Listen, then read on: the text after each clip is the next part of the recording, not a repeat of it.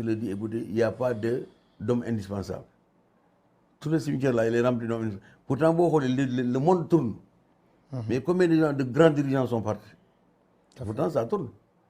Donc, ça va être un renouvellement perpétuel et continu. Avec des difficultés, d'autres défis. Eux, ils ont rencontré des trucs. Parce que pour implanter la démocratie ici, il a fallu combien de temps? 5 heures, nous avons fait que multiparti nous détruit de parti unique. Presque. Pendant combien d'années? Parce que Tambo, il a pensé que c'était la seule solution pour ne pas divertir les gens pour le développement. Mais il s'est rendu à l'évidence aussi que quand il a voulu aller à l'international socialiste, il faut une ouverture pour créer un courant, etc. Donc, il a évolué. À un niveau, il n'y a pas de limite. Et nous sommes à combien? À 360 et quelques partis. Vous savez ce que nous avons fait politiciens, nous avons organisé l'élection de représentativité des partis politiques. C'est l'élection de représentativité, moi, l'élection est digne, mais nous avons aller. Excuse-moi, je ne sais pas.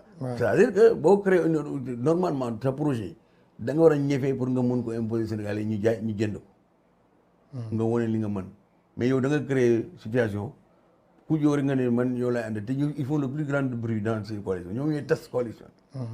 Il y en a qui sont même des bras armés dans les coalitions. Donc, c'est des questions. Bon, c'est difficile. Est-ce qu'on peut laisser?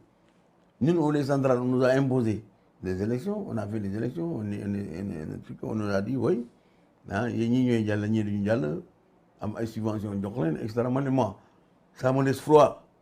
Je me rappelle à l'époque, le Premier ministre, comment il s'appelle? Abdoul Mbaye. Abdoul Mbaye m'a tranché. Oui, nous avons au moins 10%. Et on était tous d'accord au début que c'était 5%. Nous avons indi des documents, nous avons fait 10%. Comment 10%? Nous, on a eu 7 et quelques, 8%. On a beaucoup. Dégager une subvention de l'ordre de 600 millions pour les centrales qui ont vu. Aujourd'hui, on a signé un pacte social et d'émergence avec le gouvernement. Mais ce pacte-là, aujourd'hui, est plombé. Il est plombé parce que les 4 organisations qui sont là-bas, je ne jette de cailloux sur personne. Ces organisations ne sont pas à même de régler la... Parce que leur rôle, c'était quoi?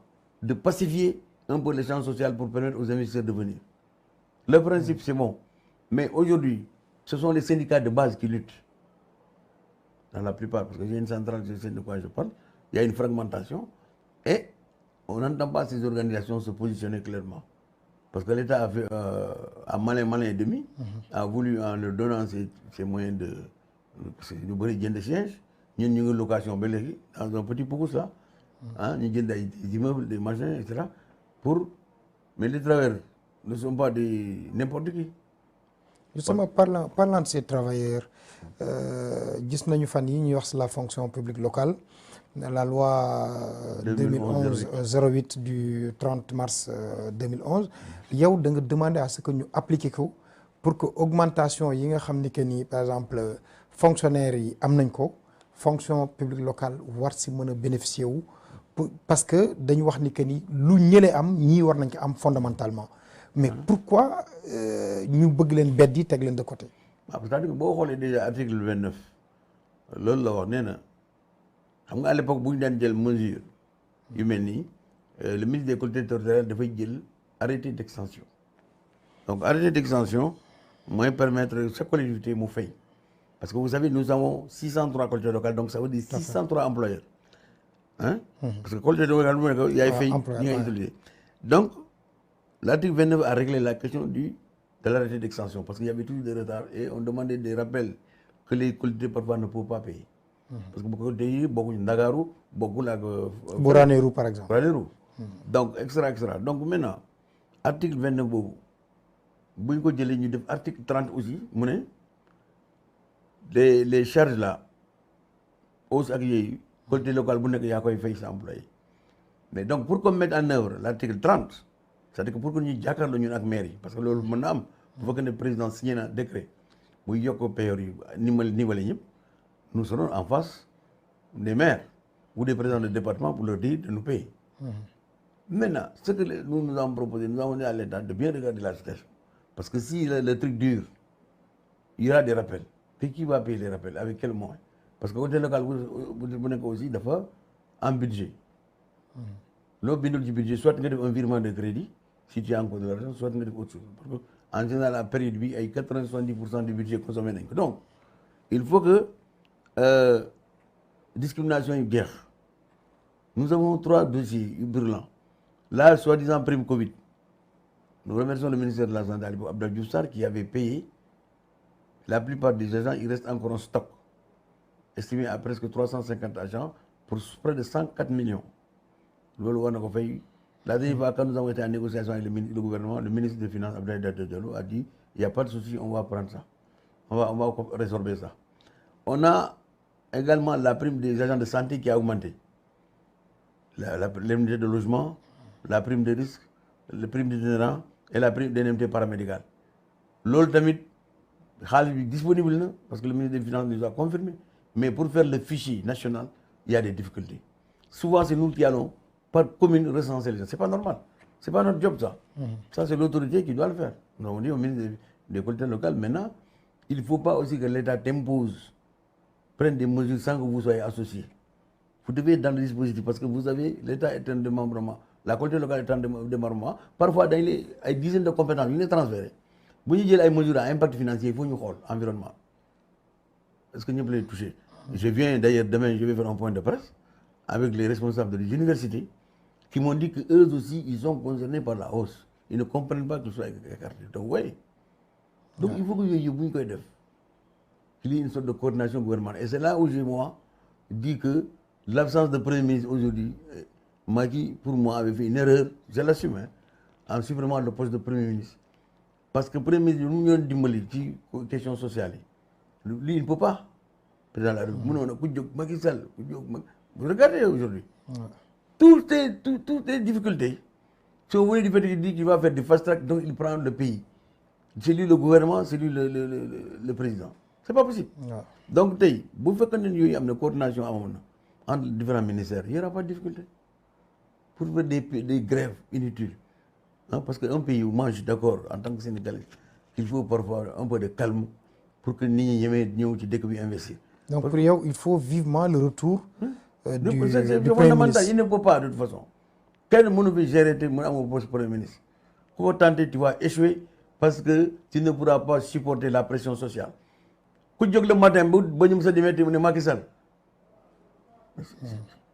puis à l'époque le premier ministre était une sorte de fusible mais il actionnait les ministres il suivait ce qui se faisait il rendait compte au président qui tranche c'est comme ça bon c'est quand il a vu qu'il doit à l'OUA et tout ça il a dit bon je vais restaurer ça mais moi je dis que l'erreur de cette phase là bi nga difficulté yi yëpp c'est que il est l'interlocuteur direct des populations 24 heures sur 24 la prise en charge des revendications dafa yéex léegi voilà depuis ñu dindi Boun Abdallah Dionne mais hier pour les grèves de l'aéroport mais c'est lui qui est monté au créneau pour négocier moom moo négocié est-ce que tu crois que c'est normal ça les aiguilleurs du ciel est-ce que c'est normal parce qu'il a réglé mais un premier ministre aurait déblayé le terrain ça n'expose pas le président nous on le dit pas parce que peut-être que lui aussi en le faisant il pensait que c'est bien il veut que ça aille vite parce que avec le premier ministre il y a des circuits il y a des fast track mais je crois qu'il faut pas aussi les slogans les machins moi j'aime bien mais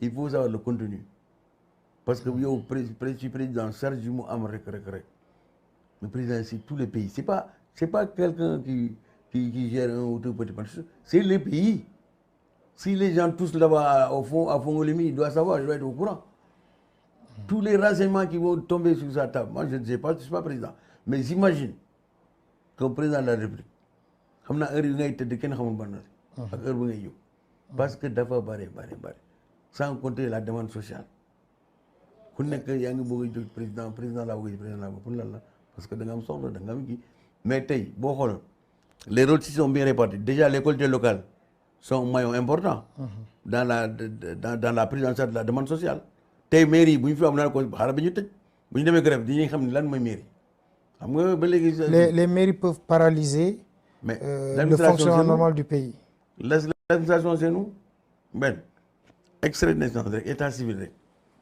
fii mënoo fi kii te demoo état civil parce que booy def concours carte d'identité passeport carte d'identité tout si on le bloque 24 heures mais il y a des Sénégalais qui vont pleurer te loolu baaxul permis d'inhumer waaw balaa ngay endaree da ngay ñëw ñu defal la permis d'inhumer buñ ko bloqué da ngay bay sa kii ci morgue bi les mariages mariage yaa ngi de Même les inondations, là, nous sommes impliqués parce que les motopompes et tout ça, ce sont nos éléments.